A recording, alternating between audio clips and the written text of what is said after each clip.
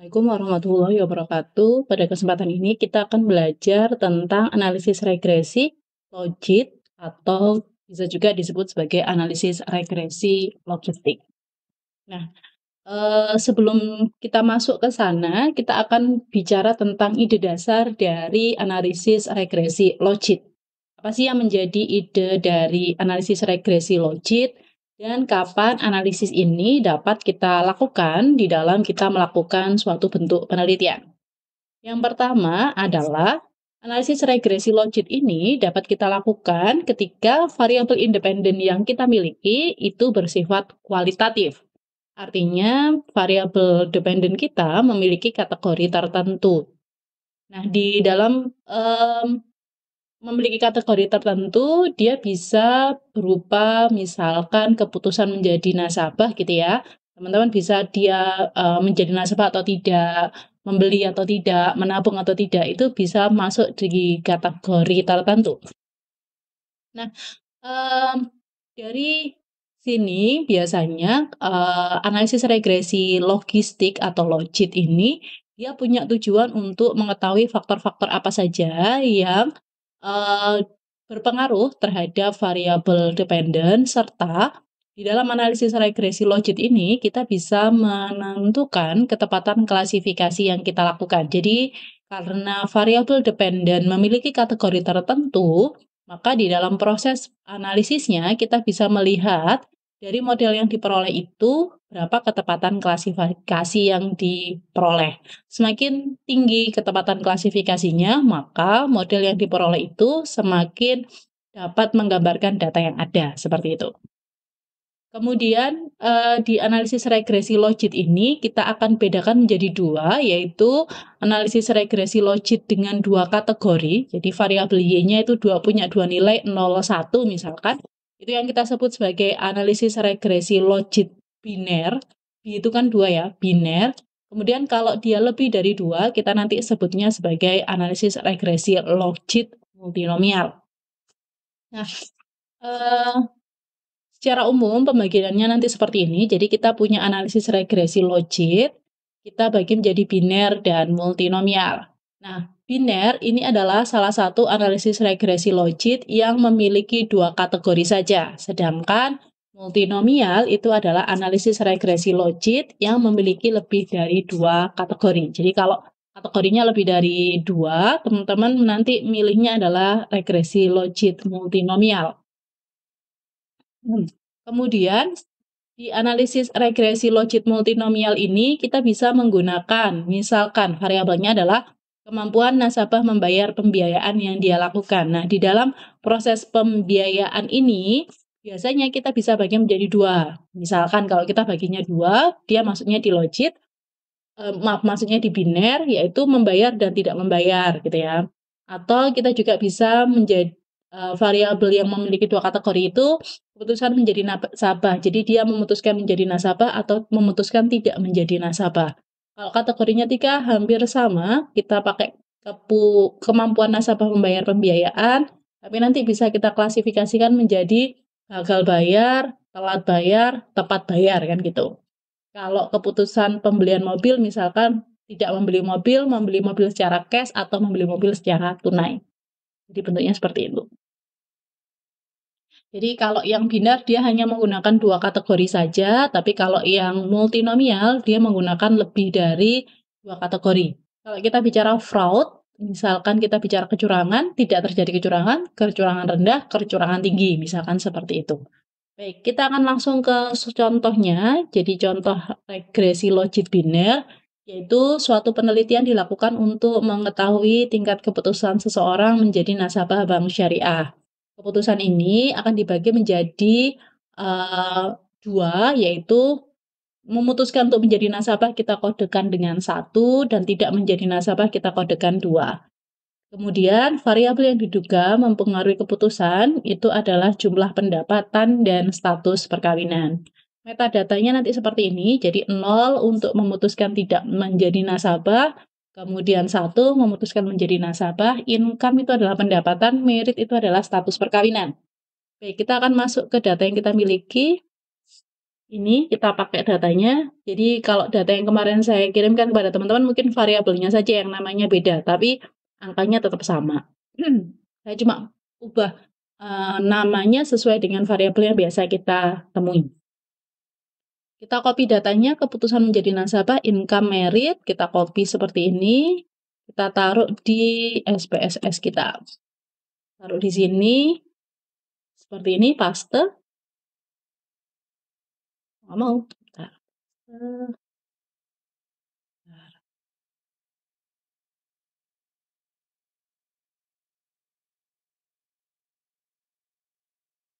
Oke, paste sudah bisa ya. Kemudian kita kasih nama di sini, variabel name-nya ini Y, kemudian ada X1, kemudian ada X2. Oke, kita kasih nama keputusan menjadi nasabah.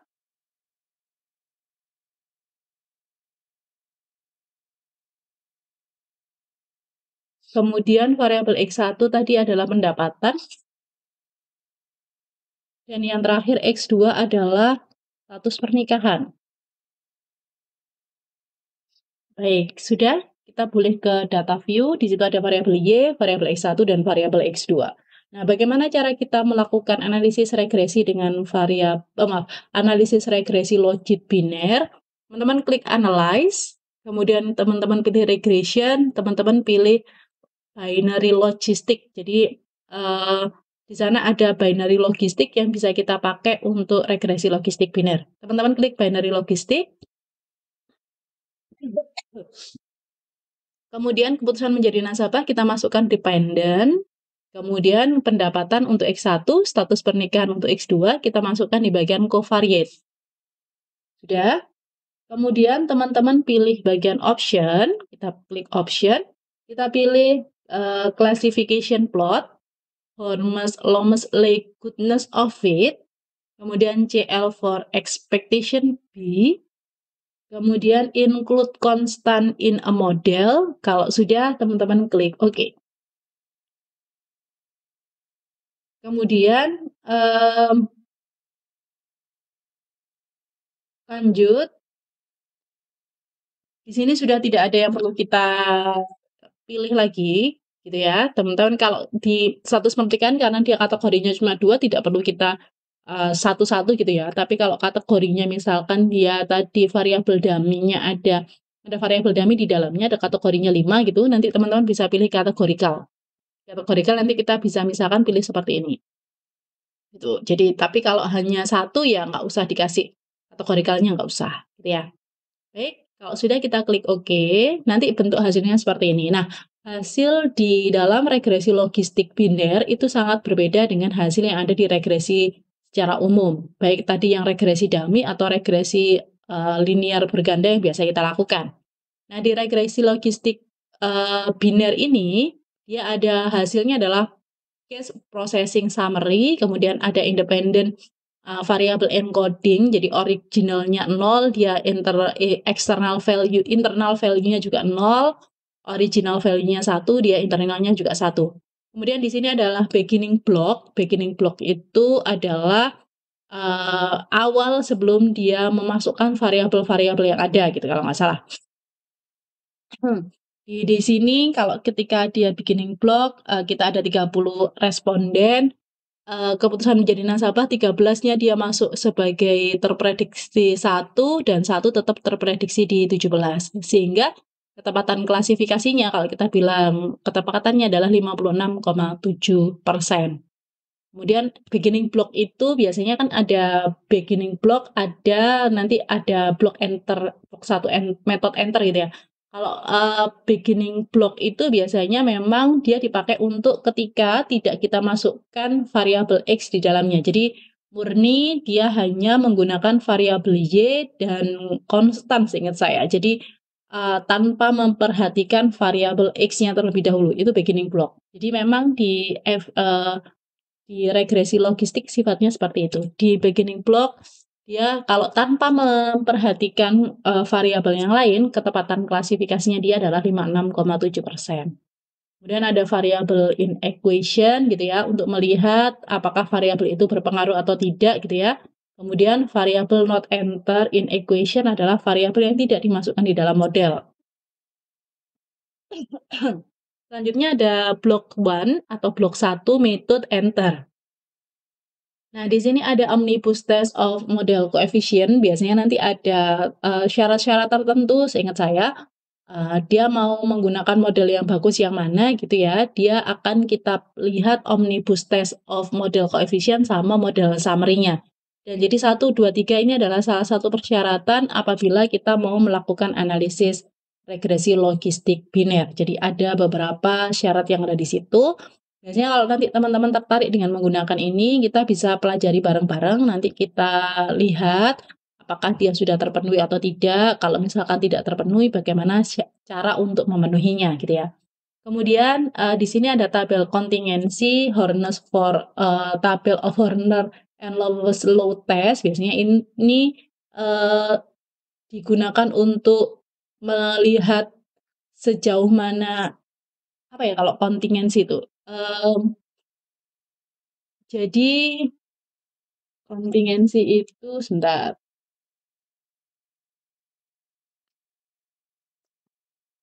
oh nggak ada.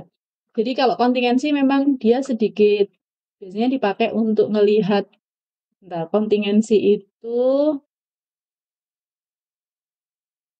dia gabung sama Horner's and Lemmer Law. Jadi dia jadi satu dengan yang ini, Horner's and Lemmer's Law test sama yang di bagian kontingensi tabel itu dia jadi satu biasanya.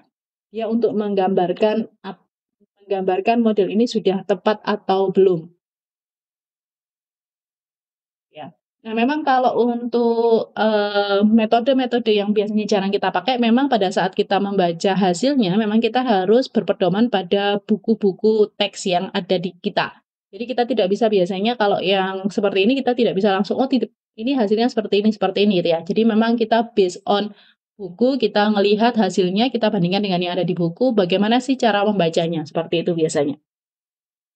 Kemudian di sini ada classification tabel, jadi klasifikasi tabelnya, apakah dia berapa persen yang terklasifikasi, ternyata dengan menggunakan atau dengan model yang tersedia, dia terklasifikasi sebesar 90%. Jadi ketepatan klasifikasinya dia 90%. Kemudian di sini apa ini, variable in equation ini dia berfungsi untuk menunjukkan apakah variabel yang kita masukkan di dalam model itu dia berpengaruh atau tidak. Seperti biasa teman-teman bisa melihat, apa namanya, sigma-nya, jika sigma kurang dari 0,05 berarti dia berpengaruh, seperti itu. Kemudian ini membership group-nya gitu ya. Jadi kalau kita mau lihat membership group-nya kita bisa menggunakan ini. Itu untuk yang regresi logistik biner. Jadi secara umum dia prosesnya seperti itu, minimal kita tahu, langkahnya dan bagaimana, konsep utamanya, terlepas untuk membaca hasilnya mungkin nanti kita bisa belajar di kesempatan yang berbeda gitu ya. Baik, kita lanjutkan. Untuk contoh yang kedua, yaitu apabila kita menggunakan regresi logit multinomial, yaitu di sini kita akan menggunakan, variabelnya adalah tingkat pelunasan pembiayaan dalam yang dilakukan oleh nasabah. Di tingkat pelunasan ini kita akan bagi menjadi 3, yaitu yang pertama gagal bayar, itu kita kode dengan 1, telat bayar kita kode 2, dan tepat membayar kita kode 3. Kemudian variabel yang kita gunakan, yaitu variabel X-nya adalah jumlah pendapatan dan status pernikahan. Kalau kita buat tabulasinya nanti seperti ini. Jadi ada Y, ada X1, dan ada X2. Kita nanti pakai file yang sama saja tempatnya, biar kita nggak terlalu susah. Variabelnya ada di sebelahnya gitu ya. Ada sini, kita copy, kita masuk ke SPSS-nya, kita taruh sini.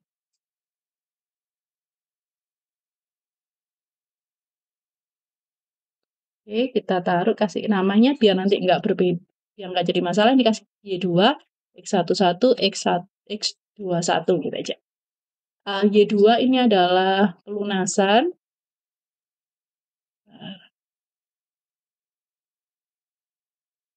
Pelunasan, kemudian X11 ini adalah pendapatan, X21 adalah status pernikahan. Nah, kemudian kalau sudah kita klik analyze, kemudian kita masuk ke regression, kita masuk ke multinomial logistik. Sudah? Nah, di multinomial logistik ini kita akan memasukkan variabel-variabel yang kita miliki. Variabel dependent atau variabel Y akan kita masukkan di dependent. Kemudian kita masukkan faktor. Nah, di variabel faktor ini biasanya kita peruntukkan untuk uh, variabel yang sifatnya adalah kualitatif. Kualitatif itu misalkan, maaf, faktor itu adalah variabel yang kita masukkan ketika dia um, jadi kalau variabel-variabel yang sifatnya kualitatif, jadi nanti kalau misalkan kualitatif itu misalkan kayak status pernikahan, kemudian pendidikan, kemudian jenis kelamin itu kan sifatnya kualitatif. Kalau kualitatif nanti kita masukkan di bagian faktor, kalau yang kuantitatif kita masukkan di bagian covariate.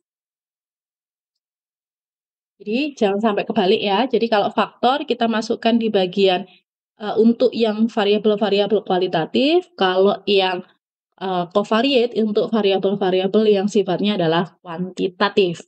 Kemudian kita pilih statistik, ada pseudo, kemudian step summary, model, estimate, likelihood, classification tabel kita tambahkan, goodness of fit-nya kita tambahkan, kemudian teman-teman klik continue, kemudian kita masuk selanjutnya adalah di kriteria. Reference kriteria, maaf salah. Kita pilih di bagian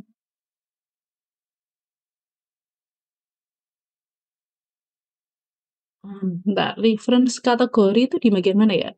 Oh ya, maaf. Di bagian dependent ini ada reference kategori. Reference kategori itu maksudnya adalah kategori yang kita jadikan sebagai based on. Based on itu adalah kategori yang kita jadikan dia sebagai pembanding gitu ya. Mau bandingkan dengan siapa nih? Oh kan tadi ada 1, 2, 3 gitu kan ya. Yang pertama tadi adalah tidak gagal bayar, yang kedua adalah telat bayar, dan yang ketiga adalah tepat bayar gitu ya. Nah, kita akan based on bandingnya apa? Kan lebih enak kita bandingkannya dengan satu. Jadi bagaimana model yang kita peroleh ketika kita bandingkan dengan yang gagal bayar. Terus gagal bayar dengan yang bayarnya telat gitu. Kemudian gagal bayar dengan yang bayarnya tepat waktu. Jadi kita continue, kalau sudah kita klik OK. Hasilnya antara yang regresi logistik biner dengan nominal juga akan beda gitu ya, multinomial. Di sini ada warning gitu ya, nggak apa-apa tapi dia masih bisa terproses. Kemudian case processing summary itu adalah processing summary-nya, dia ada berapa kategorinya itu, di situ pelunasannya 1 ada 13 orang, 2 ada 6 orang, 11 ada, maaf, 3 ada 11 orang. Kemudian ada model fitting information, ini untuk melihat apakah model itu baik atau tidak gitu ya. Ada goodness of fit, pseudo R-square, kemudian ada likelihood ratio test, kemudian yang terakhir ini adalah modelnya. Model secara umum. Nah, untuk mengetahui faktor yang mempengaruhi, kita bisa lihat di bagian SIG-nya. Jadi, secara umum, antara model yang kedua dengan model yang ketiga, itu bisa jadi faktor yang mempengaruhinya itu bisa jadi berbeda. Sebagai contoh, di sini status pernikahan ternyata tidak berpengaruh terhadap dia gagal bayar atau tidak gitu ya. Jadi ketika dia status pernikahannya 0 gitu kan ya, dia cenderung untuk gagal bayar. Jadi kalau dia belum menikah, dia akan punya kecenderungan untuk gagal bayar gitu kan. Untuk yang gagal bayar. Tapi kalau untuk model yang model yang ketiga, yaitu untuk yang mereka lunasnya tepat waktu gitu ya, dia faktor yang paling mempengaruhi mereka lunasnya tepat waktu itu adalah pendapatannya, tanpa dipengaruhi status pernikahannya. Jadi antar satu model dengan model yang lain bisa jadi berbeda karena dia memiliki variabel Y yang berbeda. Jadi Y yang berbeda gitu ya, nilai Y yang berbeda akan mengakibatkan variabel X yang mempengaruhinya juga berbeda. Kemudian Ketepatan klasifikasi dari model yang kita dapatkan itu di sini, 86,7%. Jadi ada 86,7% yang sesuai dengan klasifikasi yang ada. Itu untuk regresi logit biner dan regresi logit multinomial.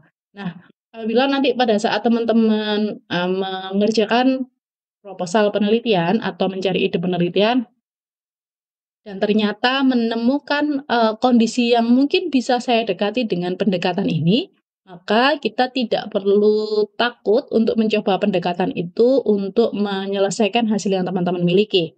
Bagaimana proses pengerjaannya, bagaimana proses nanti step by step-nya, kita nanti bisa pelajari bersama. Jika memang berminat, nanti bisa kita coba dulu kalau ada datanya, kita coba untuk simulasikan, kita baca untuk membaca hasilnya sampai kita bisa ketemu hasil yang sesuai, seperti itu. Jadi kalau memang nanti tertarik, berminat, kita bisa diskusi sama-sama, kita bisa bentuk kelompok-kelompok diskusi, dan kita bisa sama-sama belajar dari sana. Itu dari saya, terima kasih. Saya lanjutkan dengan video yang terakhir, nanti kita pelajari yang terakhir. Sekian dari saya, wassalamualaikum warahmatullahi wabarakatuh.